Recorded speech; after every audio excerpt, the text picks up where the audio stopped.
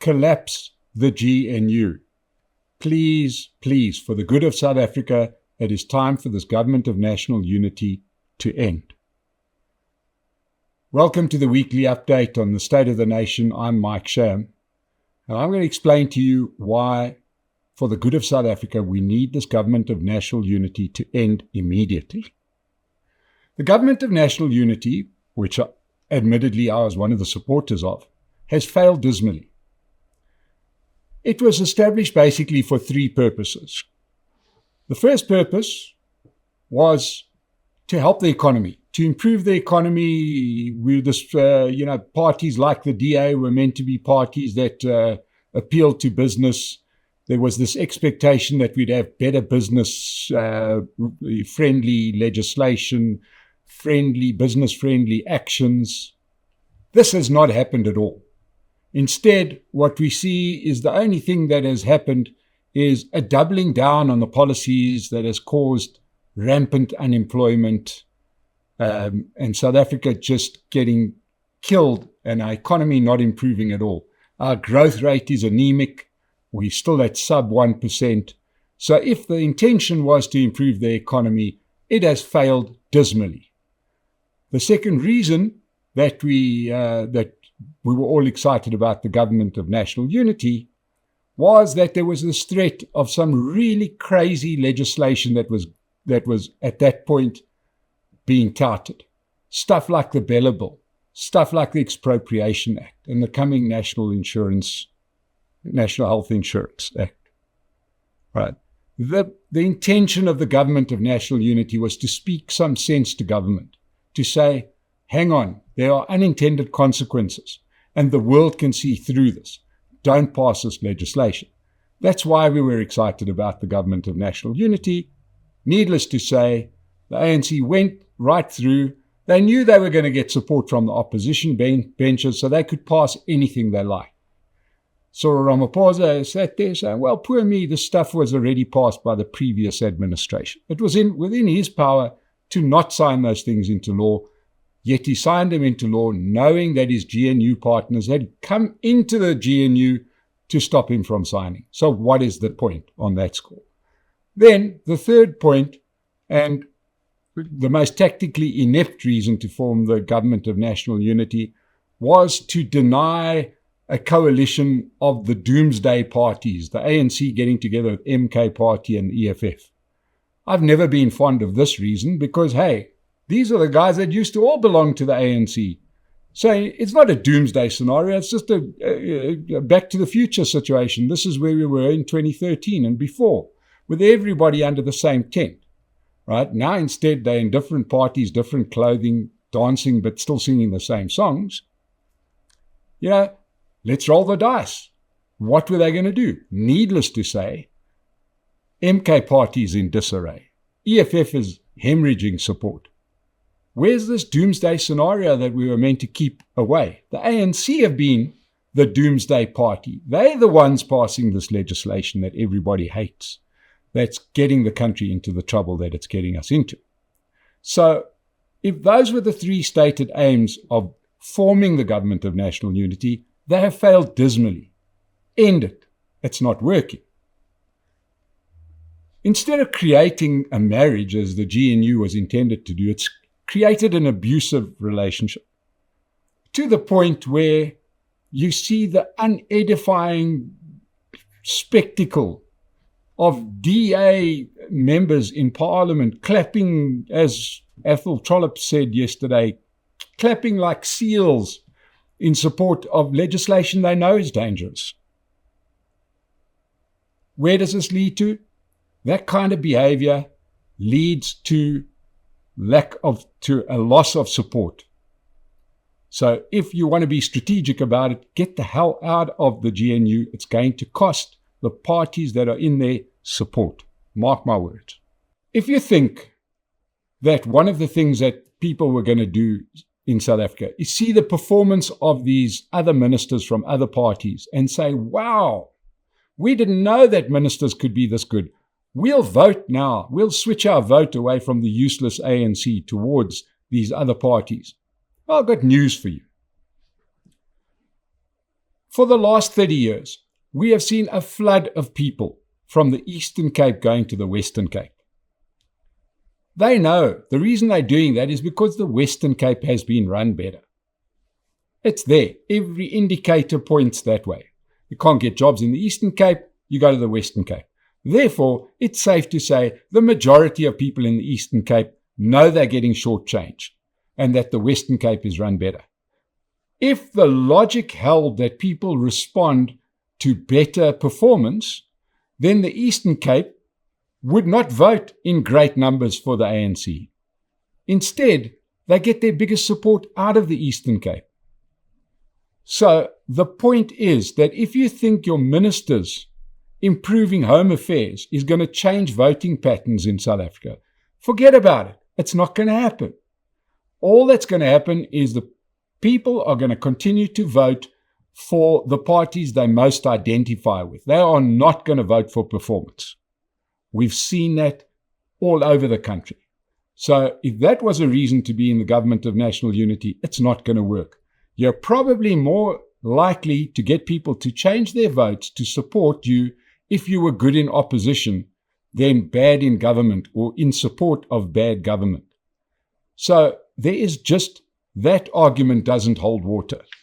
So I would say that it's important that these parties understand that the reasons they got into the government of national unity just don't hold. So get out of the thing. Can you imagine if this then leads to the ANC forming a coalition with MK and EFF? If you think that you don't like that idea, believe me, Cyril Ramaphosa likes that idea even less.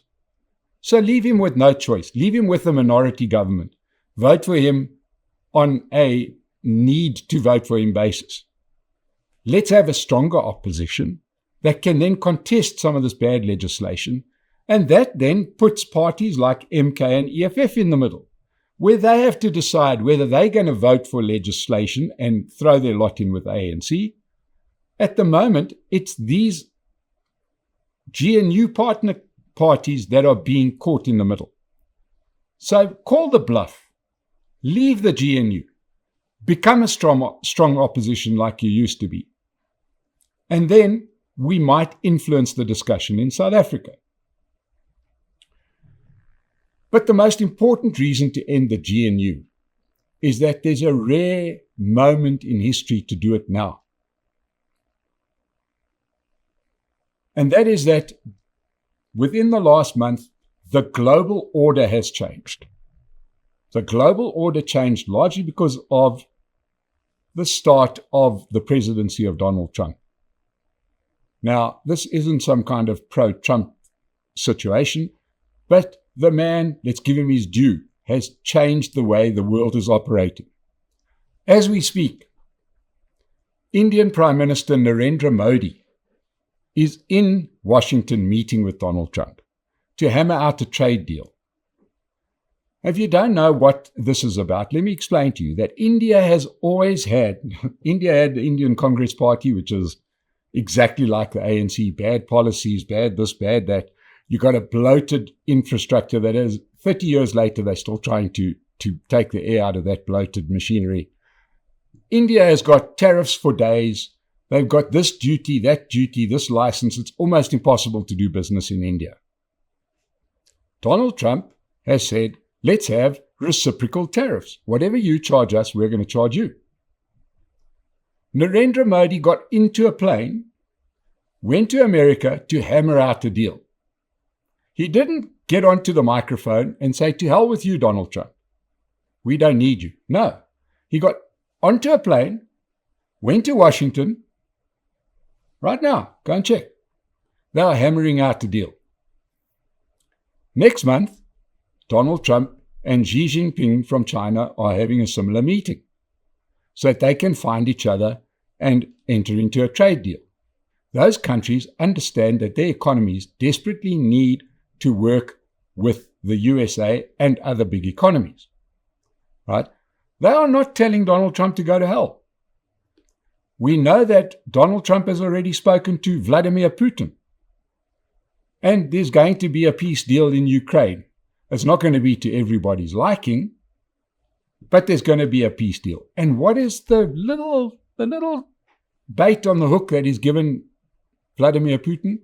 He has already said publicly, let's bring Russia back into what used to be the G8, became the G7 when they kicked Russia out. So in other words, there is that prize of saying, do a deal that we can all live with, and we'll let you back into the G8 and let you back into the global order. And you can then do trade, you can sell gas to Germany, you can do this, you can do that. The Russian economy is in a terrible condition. Do you think he's going to take that deal or not?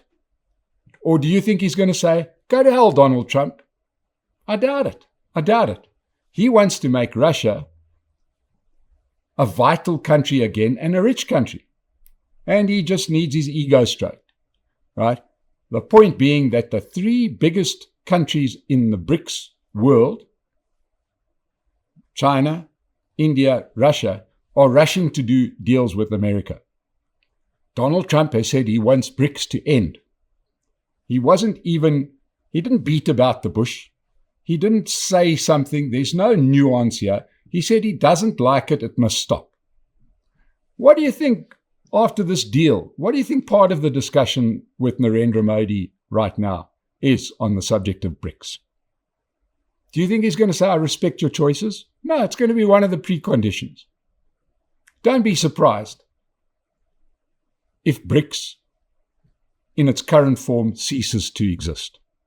South Africa, on the other hand, has chosen to tell America to go to hell. Ramaphosa doubled down again yesterday to say, don't tell us what to do. And what calculation is he making? He's making the calculation that without the US, he can look at these other partners to partner South Africa. Now, what you came to hear here is why we should collapse the GNU. Now, if you are those opposition parties, if you're the DA, the Freedom Front Plus, IFP, Patriotic Alliance, do you want to be in the same camp as the ANC? Because let me tell you what's about to happen. South Africa is about to be isolated. And in many ways, the isolation is going to be worse than in the 1980s. At least then there was the bargaining power of the Cold War. And in those early Nelson Mandela days, there was this whole hope of South Africa becoming another country that contributes to the good of the world. Instead, what has happened? For the last 30 years, you've had the ANC stealing all of our money, destroying the economy, ramping up unemployment, no service delivery, breaking the infrastructure that was there, and then sitting over there and preaching to everybody how they should run their countries. South Africa, I promise you, is going to turn around and not find a friend. Well, certainly the ANC is not going to find a friend, and anybody who's associated with them is going to get tarred with the same brush. If I were those parties that are currently in the GNU, I would run a mile because they too are going to get sanctioned, just like ANC leaders get sanctioned. So I would say instead of becoming the ambassadors that go to the US to explain to them, listen to this logic. We are going to go to international capitals and tell them that this thing called the Expropriation Act isn't about expropriation. It's about apartheid and colonialism. Really? Then don't call it the Expropriation Act. Find yourself a better spin doctor. If you think this is all about equity, then don't call it the Expropriation Act, because if you're a foreigner, you look at it for what it is. Okay, so in other words, these people going to these other countries to say, no, what we say we don't really mean, we're not really that bad. They're not going to win. Everybody's going to smile nicely, give them a cup of tea, say thank you, don't trip over the step on your way out. But South Africa is going to be isolated. And we are going to get that tag of just another failed African state. If I were those parties that are currently in the GNU, I would say we tried. This thing was done under different circumstances. We thought that the ANC were going to be good actors, but they turned out to be bad actors. They at every turn gone out to embarrass their partners and work against them. So there's the push and there's the pull. The people that are going to get rewarded from this are people who are going to be prepared to work with the people who want to do trade. Not want to preach to them, but want to work with them. If you were those parties that were sitting there in the government of national unity, you would be far better off being the opposition that gets supported by the rest of the world than being in league with a government that is going to be the skunk of the world. So for the good of South Africa, let us end the government of national unity now. Let us be alive to the fact that the world is changing daily and we must respond to it. And if we really want South Africa to grow, we need partners in the world, and then let's be intentional about growth. The days of social engineering are over. The world is going to turn their back on it. They have already. The idea that explaining that expropriation isn't expropriation and that we need to legislate against a minority, but yet we won't do another land audit because we prefer the numbers of the 2017 land audit is not going to fly in the rest of the world.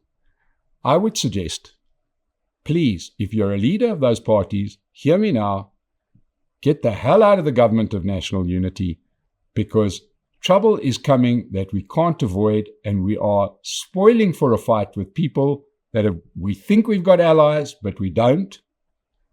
And I promise you, what is going to come is going to be terrifying for anybody who's around government. South Africa either gets its stuff in order or we suffer the consequences. So the place that's got stuff in order is Pace Car Rental. Support them by doing your next car rental through Pace Car Rental. You'll get a discount.